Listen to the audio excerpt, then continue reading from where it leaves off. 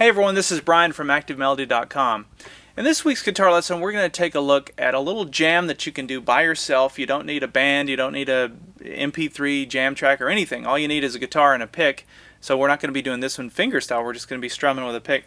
And what we're going to do is we're going to take two chords. We're going to take an A minor chord and a G chord, two very basic chords. And I'm just going to play them over and over again. And then in between those chords, I'm going to be playing these fill licks. And when I say fill lick, it's a lick that sort of fills the gap between the two chords. And this will be something that you can do even if you're a very beginner guitar player, because I'm going to have three levels of difficulty. So the first time through it's going to be very simple, very basic. The second time through a little more advanced, although not too difficult. And then the third time through just a little more advanced, because we're going to be playing the chords in a different voicing on the neck. So we're going to get out of first position and play them a little higher, and then we're going to play some lead licks around those chords. So that's what we're going to cover in this lesson. It's a great way to practice, great way to work on your improvising, and it's also this is a great technique to have, because when somebody comes up to you and says, hey, play something on the guitar, a lot of times you freeze. I do. You kind of think, well, I don't know. It's like going up to somebody and saying, hey, tell me a joke. You kind of scramble for something. So when you have a technique like this, though, it's an easy one to fall back on, because it's just so easy to do, and it's really hard to screw up once you understand the correlation between the scales and the chords. Anyway, that's my intro. Let me go ahead and play through it now, and you'll see what we're going to learn. So listen for those levels of difficulty. Starts off very easy, gets a little more advanced. Here we go.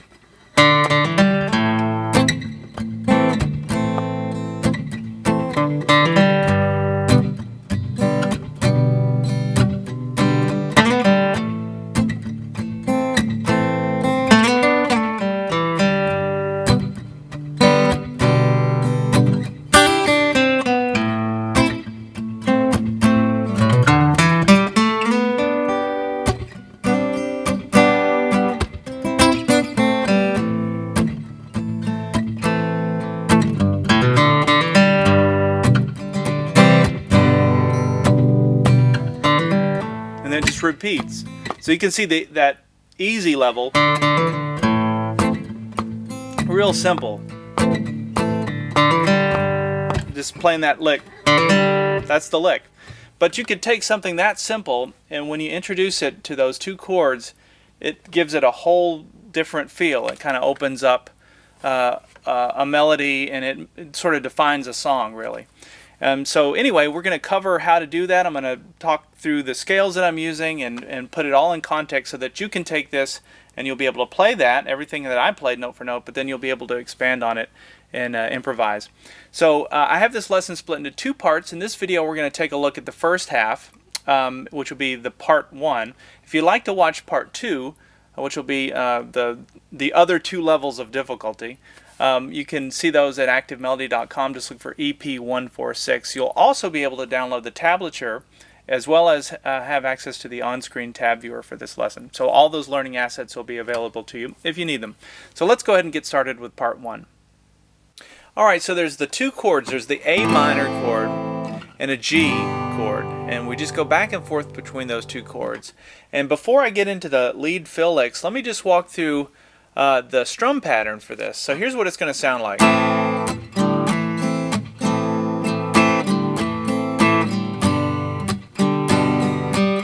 It's a great little groove, and it's one of those things that you could just play for a long time, very intoxicating, or it is for me anyway. But let's call out the strum pattern for this. So it starts with an A minor, and I'm going to assume you know how to make an A minor. I'm not going to call out the fingerings. You can see it there on the screen. But it starts with a downstroke, and then there's a muted strum, which goes like this. It's a muted downstroke. So there's an open downstroke and then a muted downstroke. So we got down, then there's a mute. Now we're going to go up, down, up, like this. Up, down, up. So it's up, down, up. Let's back up. So we have... So you can hear that muted strum in there. Gives it a little percussive element, a little rhythm. Down, up, down, up. There's another muted strum there. So down, up, down, up. Now watch this. We're going to do up, up, up, down, up, down, up. You can almost say that. It sounds it makes sense if you say it out loud. It's up, up, up, down, up, down, up, up, up, up, down, up, down, up. When we put those pieces together, it looks like this.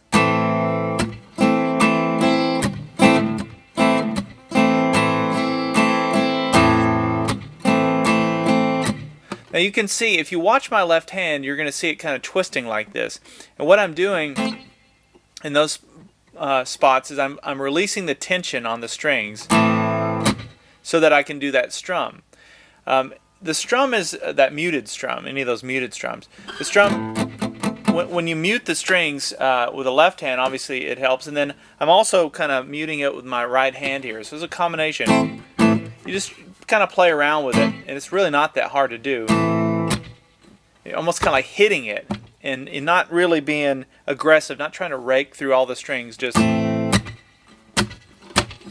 can do it with your hand on the fretboard or off. Either way, you're just kind of creating a little percussion. And the important thing is just to get the motion, the down motion, so that you can hit that up. Let's back up so we have.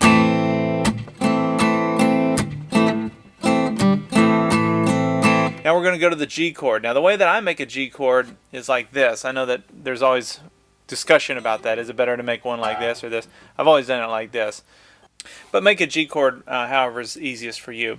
And the same strum pattern applies over the G chord. Down, there's the muted strum, up, down, up, there's another muted strum, then we're going to go up, up, up, down, up, down, up. Now we're just going to go back and forth. Now, there was one other little nuance. When you're playing the A minor, here I kind of hammered it on there. It gives it another little element. So you can take your hand off the fretboard, and when you do the upstroke, you're grabbing that strings 2, 3, and 4 there. So it just gives it a little bit of a...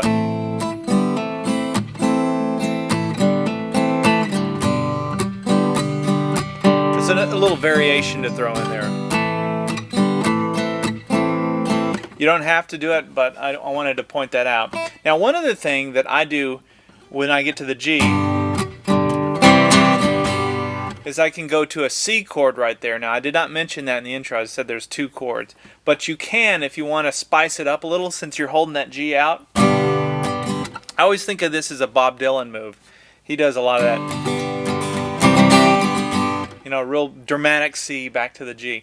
But that's another reason why I make a G chord like this, because it's very easy to jump to a C. You can keep that G in it, by the way. You can keep your pinky down and go. You can see how quick I'm just going from a G to a C there. A lot easier than going like this. I couldn't do that fast enough. So those are some variations of the strums, of the strumming pattern. Okay, now that we got the strum down, it starts with this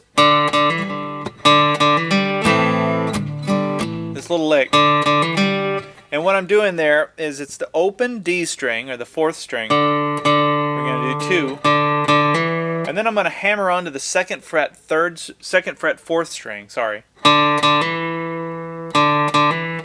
And then, so those are 2 downstrokes, and we can do an upstroke there on the open 3rd string, or the G string. So it sounds like this.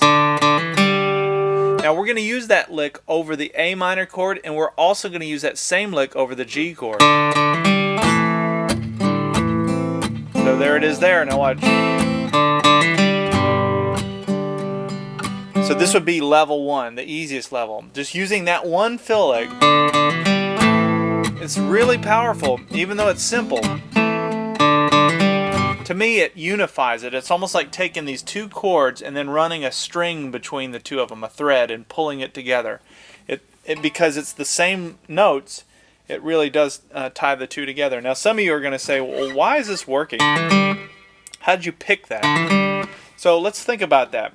So these licks are coming from 2 different scales. So when we're playing the A minor part, what I'm going to do is I'm going to be playing from either the A minor pentatonic scale, which I know most of you know by now, or the A natural minor scale. And some of you may say, hey, what's the natural minor scale? I'm going to show you. It's this. We're going to take the minor pentatonic and we're just going to add 2 notes, and that'll give you the natural minor scale. So I'm either doing that or over the G. For the most part, I'm doing the major pentatonic scale for the key of G. So this is where you have to kind of think a little bit. So what you're doing is you're playing the A minor. Think of it this way: the A minor pentatonic scale for the minor, because you couldn't play the A major pentatonic scale over an A minor chord. It's not going to work. And then when we come to the G, you're going to play the G major pentatonic scale. Now you could, with a G, you have the choice. You could, if you wanted to sound bluesy, you could switch to the minor pentatonic scale. But it doesn't really make sense in this context to do that. So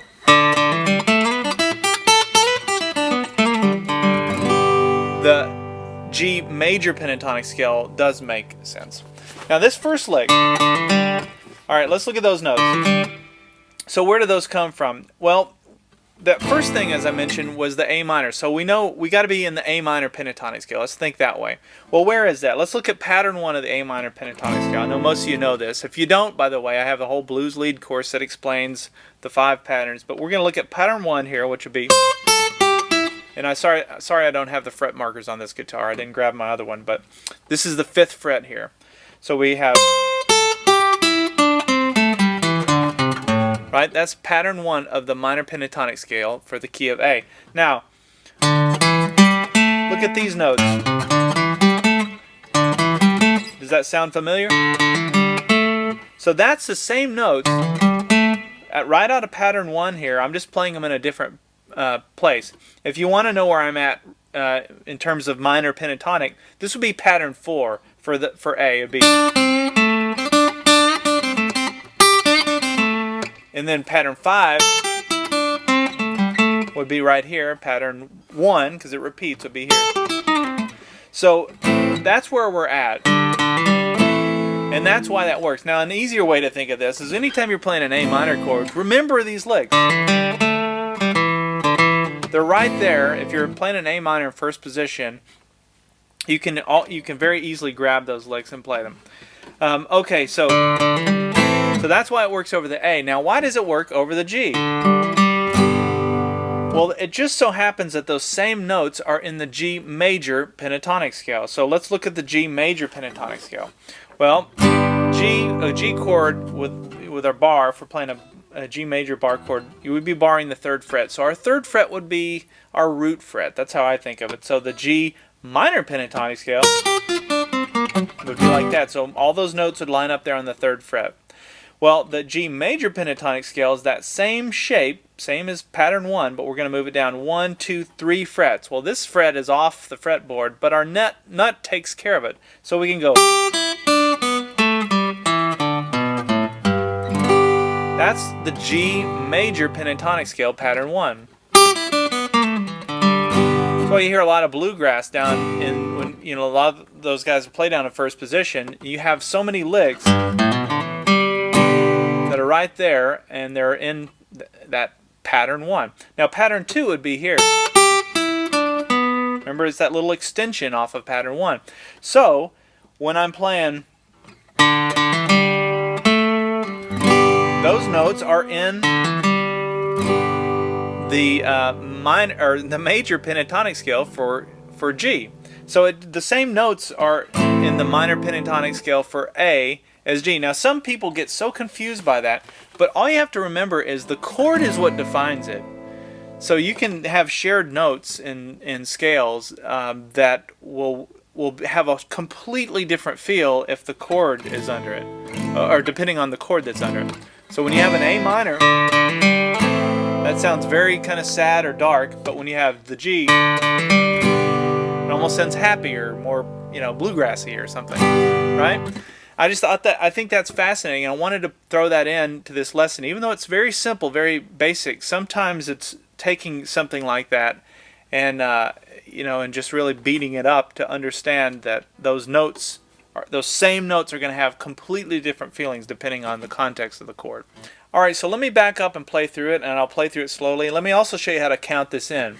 So you'd count this in as a 1, 2, actually let's do the ands. So we'll say 1 and 2 and 3 and. So that first note comes in on the and between 3 and 4. 1 and 2 and 3 and.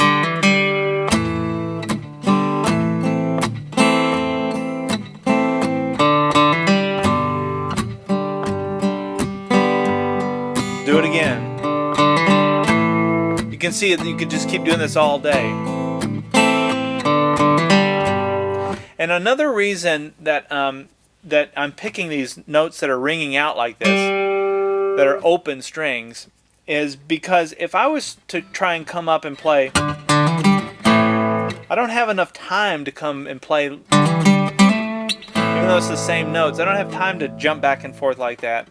Or when I'm in the G part to play some little lick, it sounds too choppy, I think. And what you're trying to create is kind of, in this kind of song, is just a real laid back vibe where nothing sounds jerky.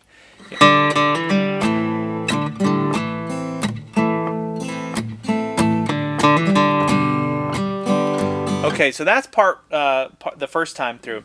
Now for the second time through, I'm going to cover that in the next video, and we're going to get into that as well as that last time through where we're playing the A minor in a different position, which means now we're up here, we can play some lead licks in a different place. And so it's just really exploring the different chords and different voicings. So I'll see you in part 2.